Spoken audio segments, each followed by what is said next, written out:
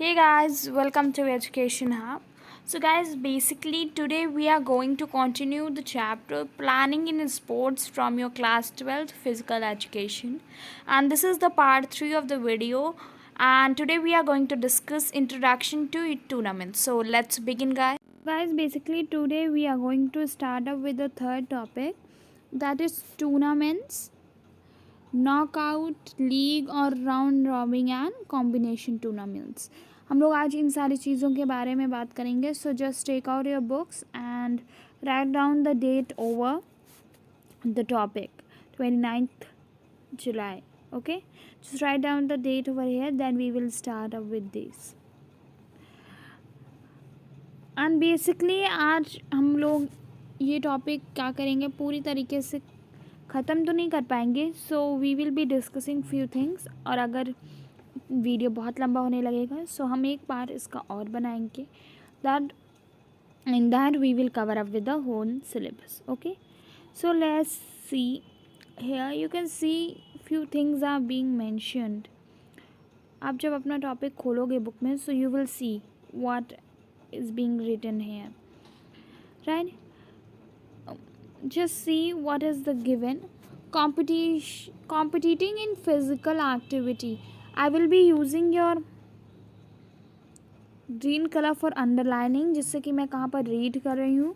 And अगर कोई important point होगा तो that I will underline with the pink colour. Okay, competing in physical activities has been natural tendency of human beings since the beginning of Stone Age. Means कि ये human tendency बताई गई है कि physical activity में खुद को superior दिखाने के लिए कंपटीशन करना दो लोगों के बीच में, ये ह्यूमन टेंडेंसी है. मींस ये ह्यूमन बिहेवियर है जो कि स्टोन एज के टाइम से, यानी कि काफ़ी पहले से ये चली आ रही है.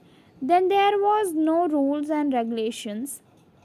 Might it right was the main principle those days, right? With passage of time, some rules came into existence and competition began to be held in civilized way. So यहाँ पर एक चीज़ बताई गई है, just understand that. So what you have been given कि पहले के time में क्या था, there were no rules and regulation for competition. ठीक है, so underline this thing. There was no rules and regulation for competition, but nowadays civilized way में means सारे rules and regulations बना दिए गए अच्छे से, and competitions are begin to held as a civilised way. ठीक है, now next is saying now the competitions और tournaments are held according to sets of rules and regulation.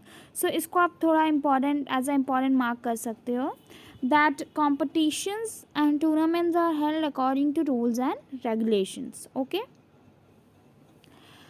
the tournaments organized at various levels such as zonal, district, state, national and international levels. ठीक है, सो यहाँ पर क्या कहा जा रहा है कि जो हमारे टूर्नामेंट्स होते हैं उनको वेरियस लेवल्स पर ऑर्गेनाइज किया जाता है, जैसे जोनल लेवल पर, जोन लेवल पे, district, state, national and international. ठीक है, now few things are important that are given over here is Olympic Games and World Cups are organized in a splendid and magnificent way. These sports competitions or tournaments provide recreation or spectators which help them in reducing stress and tension of their day-to-day life.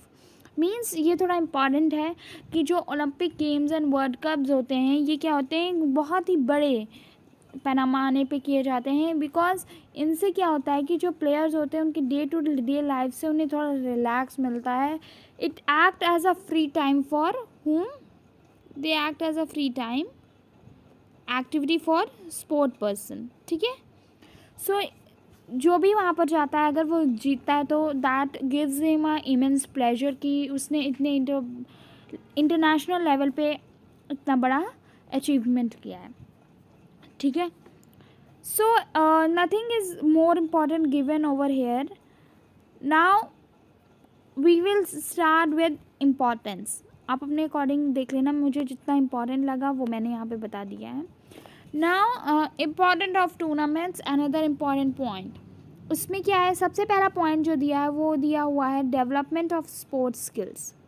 What is given? Development of sports skills. So किसी भी tournament में या फिर आप इसको sports event में भी बोल सकते हो, ठीक है, स्पोर्ट्स इवेंट. सो किसी भी ऐसे लेवल पे पार्टिसिपेट करने से क्या होता है कि स्पोर्ट्स स्किल्स इम्प्रूव होती हैं. जो स्पोर्ट पर्सन होता है उसमें वेरियस स्किल्स उसके स्पोर्ट के लिए डेवलप होती हैं, ठीक है.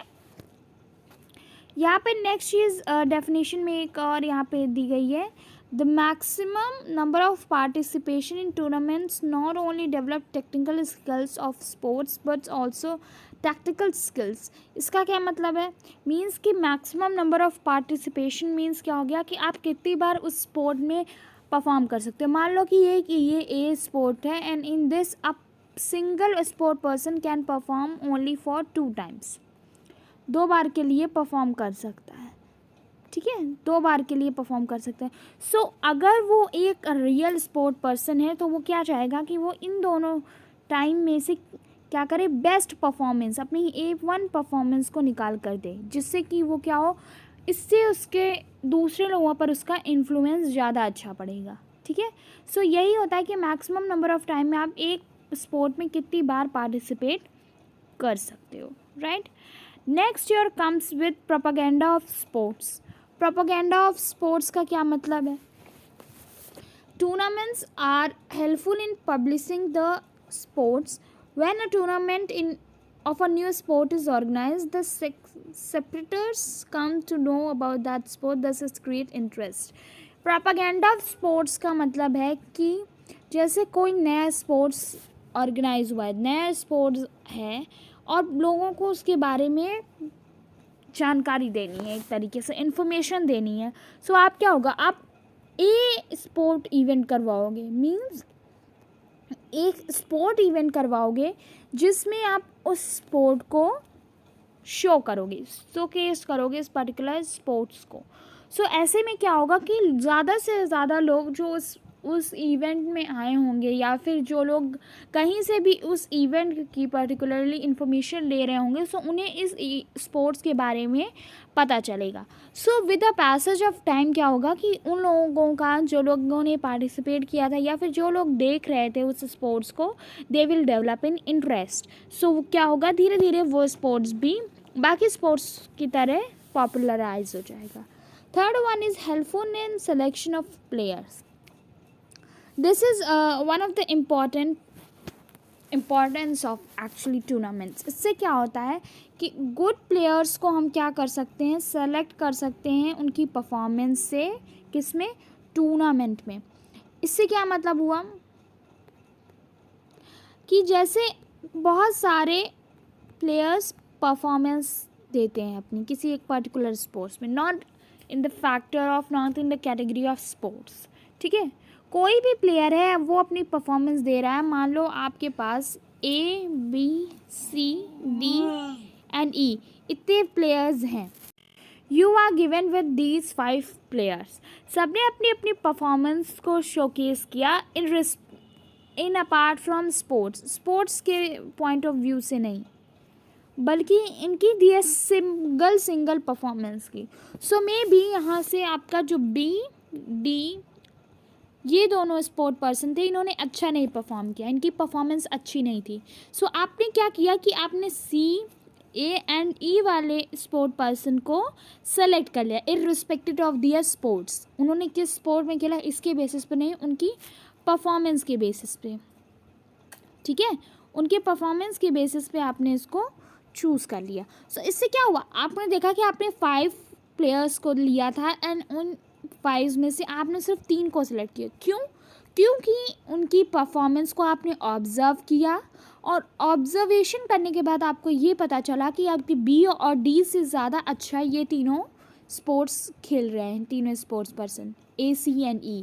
सो what you did, you selected these 3 irrespective of those 2 players. Okay. So यही है कि ये प्रॉपर अच्छे प्लेयर्स की सिलेक्शन करने के लिए हेल्पफुल होता है. नेक्स्ट पॉइंट है कि basically development of national and international integrations. So इस पॉइंट से आपको क्या समझ में आ रहा है कि नेशनल और इंटरनेशनल लेवल पर जो स्पोर्ट्स होते हैं उनसे क्या होता है कि एक लिंक बनता है कंट्रीज़ के बीच में, एक इंटीग्रेशन का काम करता है, मतलब दोनों को जोड़ने का काम करता है, एंड जिससे कि क्या होता है इंटरनेशनल यूनिटी और ब्रदरहुड इंक्रीज़ होता है। ठीक है, इससे आप बहुत सारे डेवलपमेंट कर सकते हो इंटरनेशनल लेवल पे, पीस, ब्रदरहुड, इन सारी क्वालिटीज़ को क्या कर सकते हो, डेवलप कर सकते हो। ठीक है, जो नेक्स्ट वाला है वो है development of social qualities. Means social qualities की डेवलपमेंट होती हैं जैसे कि tolerance, sympathy, cooperation, group cohesion, brotherhood, discipline etcetera. कैसे? अगर कोई भी टीम एक साथ परफॉर्म कर रही हो और टीम में आपके 10 मेंबर्स हैं, सो क्या होगा, इन 10 मेंबर्स को आपकी टीम के लिए परफॉर्म करना होगा, ना कि पर्सनल लेवल पे ये नहीं परफॉर्म करते हैं, हमेशा किसके लिए परफॉर्म करते हैं, टीम के लिए।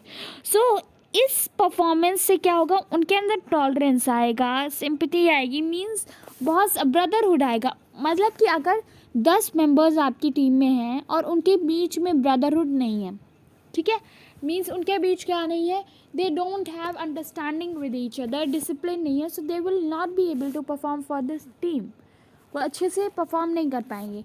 और बहुत सारी और भी एथिकल वैल्यूज़ होती हैं जैसे कि fair play, justice, honesty, respect for others, ये सारी एथिक्स भी डेवलप होती हैं जो कि किसके अंदर आती हैं, आपकी सोशल क्वालिटीज़ के अंदर आती हैं। So in short you can say social development of the social quality. Okay, next is your source of recreation. Source of recreation का मतलब क्या है ना, सी सोर्स ऑफ रिक्रिएशन का मतलब है sports tournaments provide ample recreation to the spectators to maximise recreation, organisers do not hesitate to make large expenditures. Means कि recreation basically इसलिए होता है कि जिससे ज़्यादा से ज़्यादा लोगों को उस स्पोर्ट टूर्नामेंट के बारे में पता चले। People at large scale should know about the tournament, जिससे कि क्या होगी, पॉपुलैरिटी बढ़ेगी, पब्लिसिटी बढ़ेगी। All these kinds of stuff के लिए क्या होता है कि जिन्होंने ऑर्गेनाइजर्स हैं, जिन्होंने ये टूर्नामेंट ऑर्गेनाइज किया है, they do a large expenditure on organising the tournaments. ठीक है, next is basically your types of tournament. Next is what your types of tournament, and here you can see basically 4 types के tournaments आपको दिए गए हैं which have been given to you, and these are very important tournaments for you, not because they are given so importance in your books, but in general you know what guys, these types of questions may be asked to you, so इसलिए हम कोई chance नहीं ले सकते हैं। पहला है knockout tournament, दूसरा है लीग और राउंड रॉबिन। ये दीज 2 आर इम्पॉर्टेंट। इनसे आपको क्या बनाने को आगे बोला जाएगा, फिक्चर्स बनाने को बोला जाएगा। So these both are important. ये नंबरिंग में यहाँ चेंज हो गया है, so don't get confuse for that. Challenge tournament and combination tournaments, ठीक है, ये सारे टूर्नामेंट्स आपके सिलेबस में दिए हुए हैं, एंड हम लोग भी इन्हीं सारे टूर्नामेंट्स को अच्छे से डिस्कस करेंगे। But as I told you कि वीडियो ज़्यादा लॉन्ग होगा, so we will cut down in mid, and same wise we will be doing the same topic in another video. ठीक है, so for same thing I think that we should start with another video for the topic, because अभी ये बहुत ज़्यादा deep हो जाएगा, video बहुत ज़्यादा लंबा हो जाएगा। सो हम ये सारे जो टॉपिक्स हैं आपके, we will discuss in what next video. Okay, so just stay tuned for the next video, क्योंकि नेक्स्ट वीडियो में ये सारे टॉपिक्स कवर होने वाले हैं जो कि सच में बहुत ही इम्पॉर्टेंट है आप लोगों के लिए। These all kinds of stuff are very important for you, so just don't miss the next video which is going to be uploaded tomorrow, in which हम लोग दो दो करके सारे टूर्नामेंट्स को डिस्कस करेंगे. We will not go too far और too deep in everything, but हम सारी चीज़ों को डिस्कस करेंगे. सो नेक्स्ट वीडियो में हम लोग नॉकआउट टूर्नामेंट और लीग टूर्नामेंट को अच्छे से पढ़ेंगे, how we will use the formula and how to actually understand with the diagrams. Okay, so stay tuned for the next video, guys. So that's all, guys. Thank you so much for watching the video. If you like the video, hit the like button and also do share and subscribe to my channel. Bye bye, take care.